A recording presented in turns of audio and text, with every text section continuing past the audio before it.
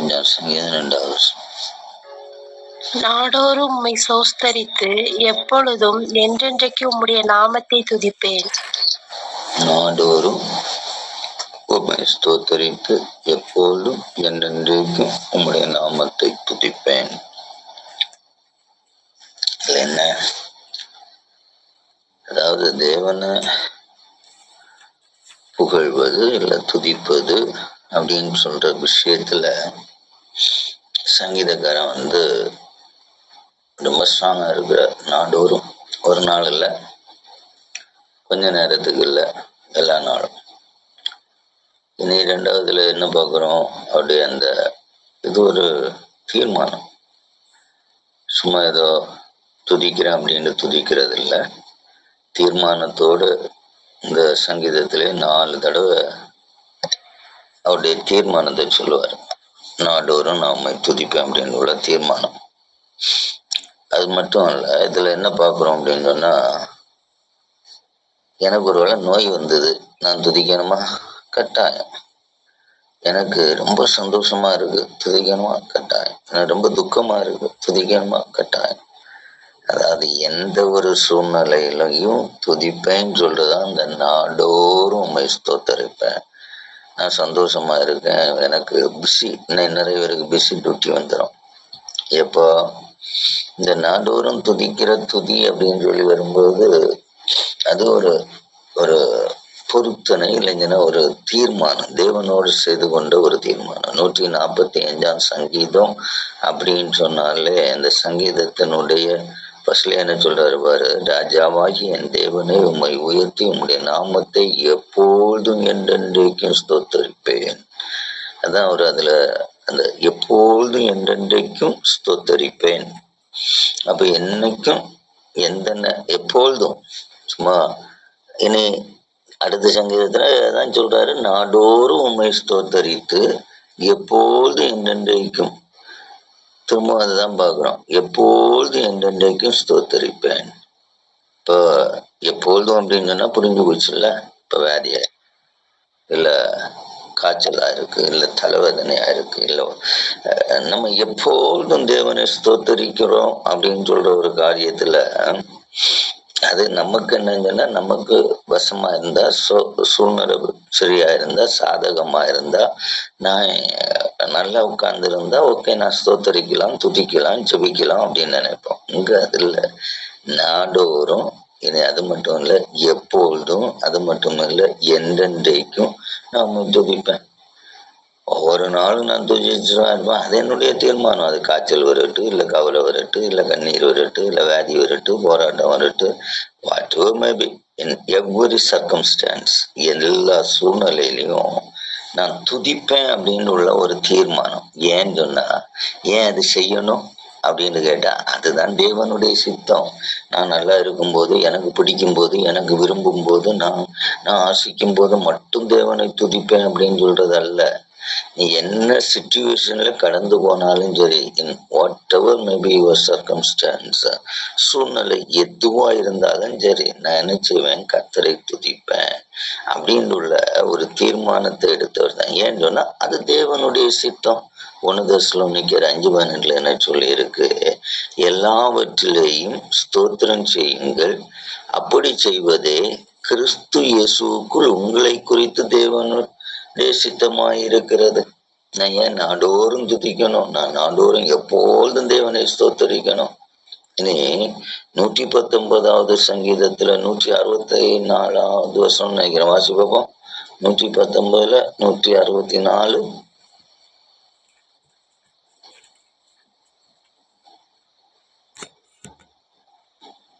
உம்முடைய நீதி நியாயங்களின் நிமித்தம் ஒரு நாளில் 7 தரம் உம்மை துதிக்கிறேன். உம்முடைய நீதி நியாயங்களின் நிமித்தம் ஒரு நாளில் 7 தரம் உம்மை துதிக்கிறேன். அது யாரு சொன்னது? ஒரு ராஜா. ஒரு ராஜாவுக்கு தேவனை துதிக்க 7 தரம் தேவனை துதிக்க நேரம் கிடைக்குது. நமக்கு ஒரு பியூன் வேலை பார்க்கிறவனுக்கு நேரம் இல்லைன்னு சொல்லுவான். ஒரு ராஜாவா இருக்கிறவனுக்கு 7 தரம் தேவனை துதிக்க நேரம் கிடைக்குது. ஒரு பியூனா இருந்தா, ஐயோ எனக்கு வேலை பார்த்துக்கிடுங்க, ரொம்ப பிஸியா இருக்கிறேன், எனக்கு ஜெபிக்க நேரம் இல்லை, துதிக்க நேரம் இல்லை. இங்க ஏன் நீ துதிக்கணும் அப்படின்னு உள்ளதை கேள்வி கேட்டால், that is will of God, தேவனுடைய சித்தமா இருக்கு. அது நல்லதா இருக்கலாம், அது தீமையா இருக்கலாம்.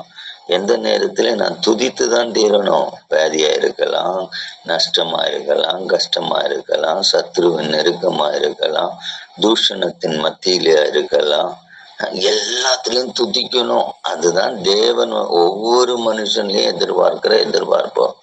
அதான் அவரு சிலுவையில் அடிக்கும் போதும் துதித்தாரு, ஜீவனை விடும் போதும் தேவனை தான் அவர் நினைத்தாரு. ஆனா நம்ம அப்படிப்பட்ட ஒரு துதியை குறித்தே நமக்கு தெரியாது. இங்க அவர் அழகா சொல்ற, என்றென்றைக்கும் எப்பொழுதும் நாடோறும். என்றென்றைக்கும் எப்பொழுதும், ஒரு நாள் இல்லை, ஆயுசு முழுதும். இது சும்மா ஒரு நாள், 2 நாள், ஒரு வாரம், 2 வாரம், 1 வருஷம், 2 வருஷம், 3 வருஷம், 4 வருஷம். இங்க அது கிடையாது. ஆயுசு முழுவதும் நாடோறும் ஜீவன் உள்ளது வரைக்கும். அது தேவனுடைய சித்தமாயிருக்கு. கிறிஸ்து இயேசுக்குள் அதுதான் என்னை குறித்து தேவனுடைய சித்தமாயிருக்கிறது. நான் போன வாரம் தூங்கிட்டேன், இந்த வாரம் தூங்க போறேன். அது ஏதோ 7 தடவை ஒரு மனுஷனுக்கு துதிக்க முடியுது, நமக்கு 3 தடவை ஆளு கிடையாது. துதிங்கன்னா அதுக்கு நேரம் எங்களுக்கு சோ பிஸி. நாங்க இப்ப பொருத்தனை ஒண்ணும் பண்ணல, நீ பண்ணதையோ பண்ணாத போறியோ அதுல பிரச்சனை. இங்க நீ துதிக்கணும் உள்ளது, அது தேவனுடைய எதிர்பார்ப்பும் கூட. அதான் கிறிஸ்து இயேசுக்குள் உங்களை குறித்து தேவனுடைய சித்தம். நீ 7 தடவை 70 தடவை ஜெபிக்கலாம், அதுதான் தேவனுடைய சித்தம். உனக்கு நல்லத நேரத்திலையும் ஜெபிக்கலாம், கெட்ட நேரத்திலும் தேவனை துதிக்கலாம், அதுதான் தேவனுடைய சித்தம். இல்லை நாங்க நல்லா இருக்கும்போது மட்டும் செய்துக்கிட்டோம், எங்களுக்கு சூழ்நிலை இருக்கும்போது செய்துக்கிட்டோம். இது பொருத்தனையா இருக்கிறதுனால, பொருத்தனை இருந்து இல்லை அதெல்லாம் பிரச்சனை இல்லை. வாழ்க்கையில ராஜாவாகிய தேவனே உம்மை உயர்த்தி உடைய நாமத்தை எப்போதும் என்றென்றைக்கும் ஸ்தோத்தரிப்பேன். எங்க இருந்தாலும் எப்போதும் என்றென்றைக்கும் எங்க இருந்தாலும் ஸ்தோத்தரிப்பேன். நான் இப்ப டிபார்ட்மெண்ட்ல இருக்கேன், என்னை கொண்டு துதிக்க முடியாது. நீ ஏது டிபார்ட்மெண்ட்ல இருந்தாலும் தேவனை துதிக்கிறதுக்கு உனக்கு அங்க ஒவ்வொருத்தரும் வாயில கட்டுப்பட மாட்டாங்க. ஏன்னா அது தேவனுடைய சித்தம் ஒண்ணு. இனி அடுத்தது இதுல என்ன அப்படின்னு பார்த்தா, அப்படின்னு சொன்னா,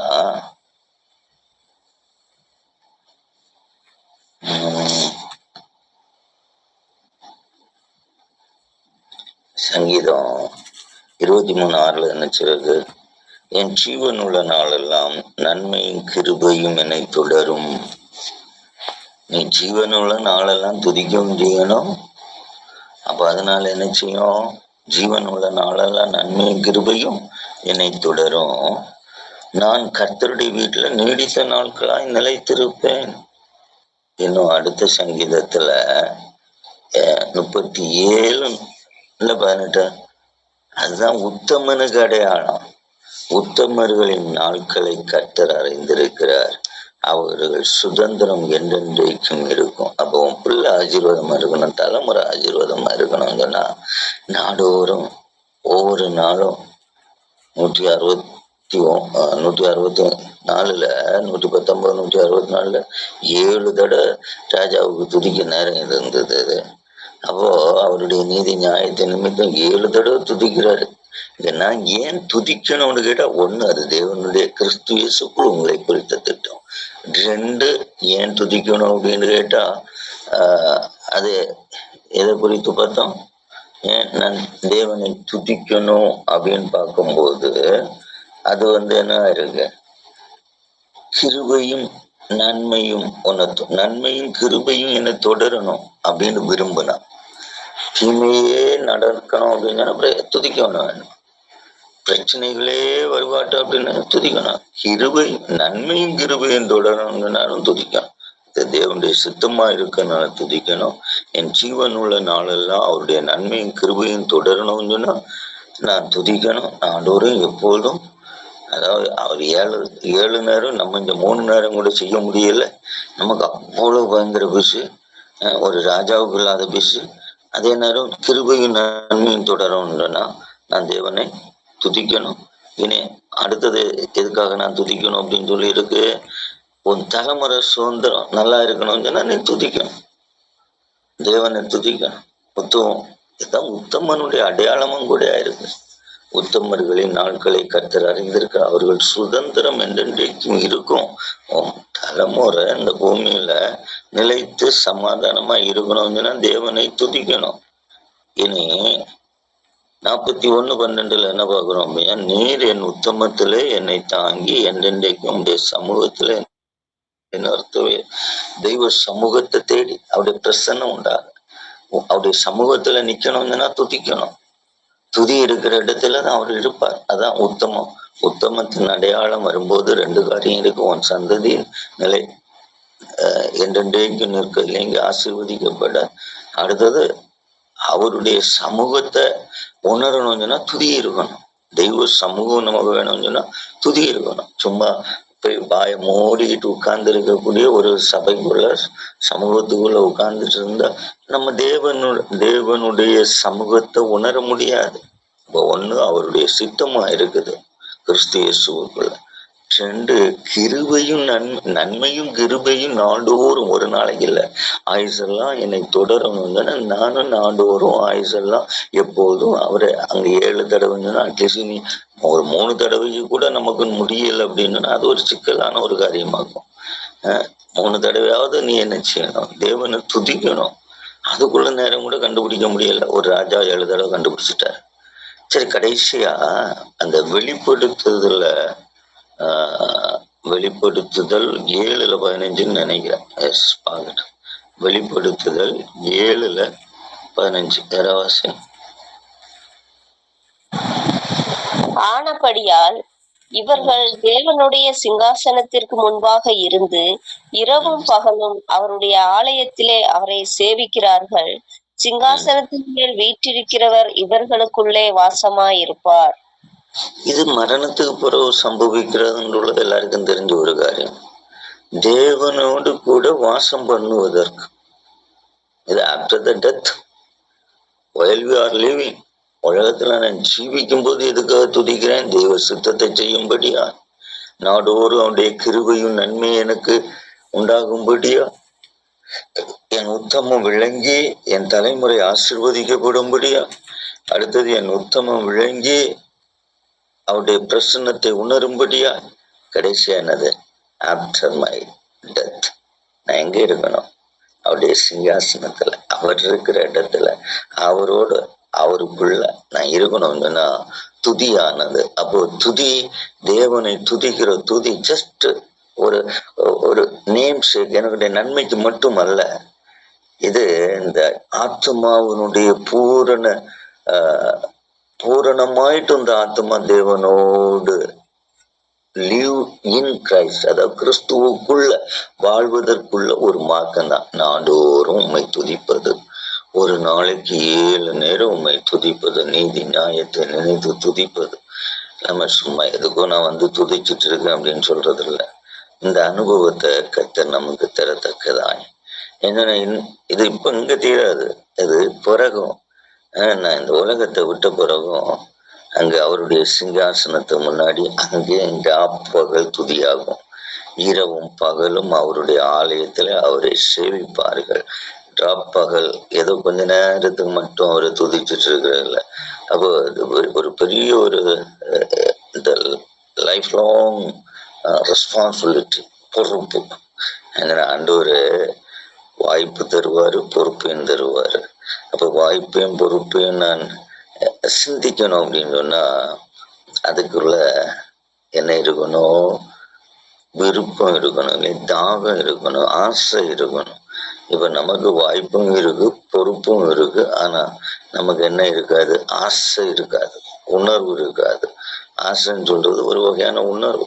அப்ப இந்த காரியங்களை கற்று நமக்கு வெளிப்படுத்தி தந்ததுக்கு ஆண்டவருக்கு நன்றி சொல்லுவேன். எதுக்காக நான் காலை தூரம் எழும்புறேன், ஜெபிக்கிறேன், துதிக்கிறேன், இல்லை நான் அடுத்துக்கிட்டே இருக்கிறேன், ஐயா எனக்கு சோ பிஸி.